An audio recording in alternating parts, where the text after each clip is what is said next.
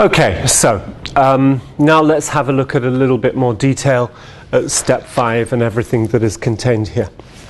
Okay, if we just go back to step 4 though, one of the key reasons that we qualify the opportunity is because we are aware that in step 5 we will start doing a lot of stuff that costs a lot of money.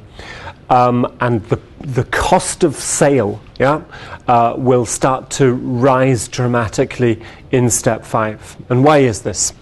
Well, we want to develop a solution with the customer, and the customer wants to select the solution option that they want to choose. And so that means on both sides stuff that needs to happen. Selecting the solution option, it's very possible that the customer is going to have choices of different solutions that they can choose.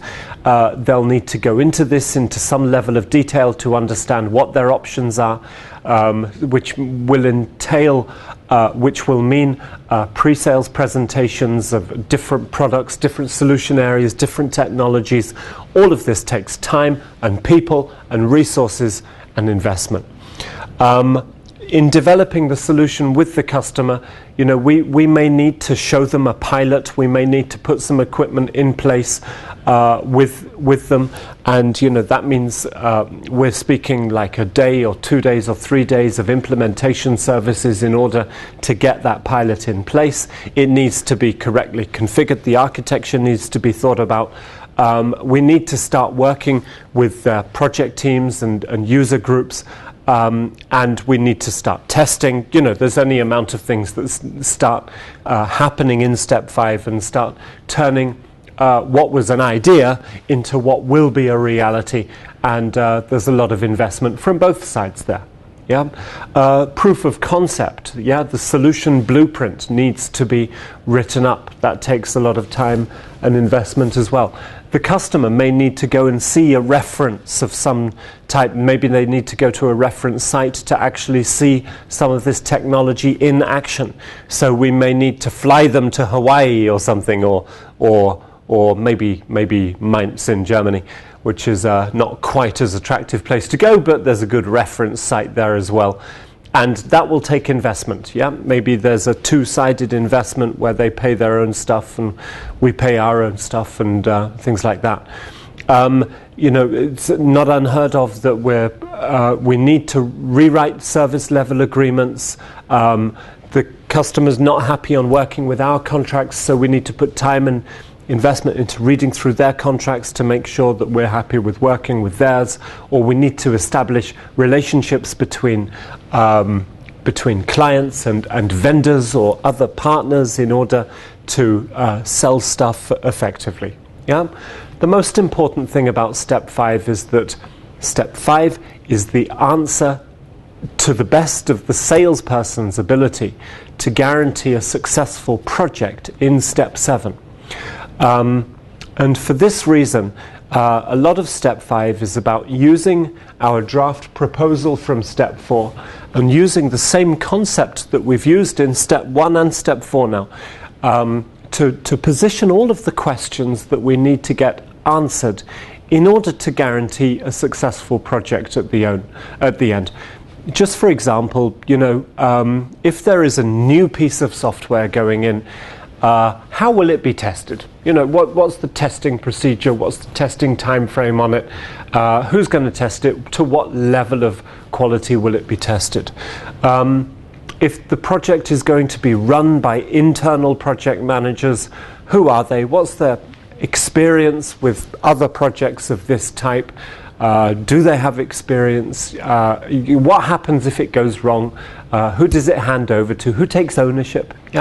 Stuff like that. Hardware, is there anything that needs to be reconfigured? Are there any is storage capacity okay for this? Does something else needs to be bought in? And what is the scalability requirement over 3 years? Or there's 100,000 billion trillion zillion different questions that can be asked here, and we have to ask a lot of them.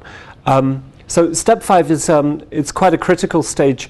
The salespeople, very possibly they can't run it. They probably don't have the skills and knowledge to run this.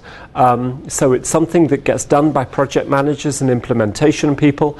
It's something that's guided by salespeople. It's very possible that step 5 will be highlighted by a project definition workshop. There are definitely several layers of meetings that take place in step 5. Another important factor is that the business people, the people who began potentially this whole process. If you just look over here to the, if you remember our flip chart from who controls the budget, it's possible that this whole process is being run by the operations director or manager. Now, this guy is probably not going to be seriously involved in step 5. They probably step back from the process. And generally speaking, the business owners of opportunities do not get involved in the detail of solution development. They step back. And that presents us with a bit of a dilemma because, very, very often, in fact, from what I've been told and in my own personal experience, solutions change in step 5. The solution, the draft idea that you go in with in step 4 is rarely the same as the solution that kind of comes out at the end of step 5. So we run the risk of losing the attention of the business people in step 5, and we need ways and means of coming back with them. So very important at the end of step 5 is to re-establish contact with business owners and key decision makers to guarantee and to make sure that the final proposal looks okay and looks good for moving into step 6 and contracts and negotiations. Another potential of step 5 is that in an ideal world, we don't want to do step 6, right? Who wants to negotiate? It would be much nicer to live in a world where we don't have to negotiate. It'd be much nicer to live in a world where the customer says, that's what we want. Yes, we've got the money. Let's go forward. Let's avoid the negotiation completely. So obviously that doesn't happen very often, but it does happen sometimes.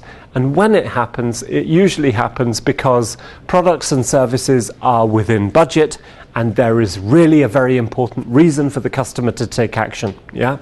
So we prepare for this within step 5 by creating the possibility for the customer to close and to move forward with a signed agreement at the end of this stage. Proof step again. The customer decision maker conditionally approves the proposed solution, which means they approve the proposed solution pending the discussion on price. Okay.